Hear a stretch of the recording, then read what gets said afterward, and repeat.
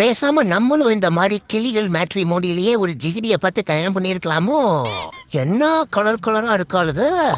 ஐயோ, மனைவி கிளி மோப்ப முடிச்சுட்டா. பப்பாளியில பாய்சனை போடுற நேரம் வந்துருச்சு. ஏய், என்னடா இந்த மல்டி கலர் மார்த்தாண்டத்தையே முறைக்கிற? ஐயோ மிஸ்டர் மார்த்தாண்ட, மூடிட்டு வரீங்களா? அவனையெல்லாம் பார்த்தா உன்னை ஒரே அடியில் ஆகாசத்துக்கு அனுப்பிடுவான் போல. ஒழுங்கா வந்துரு.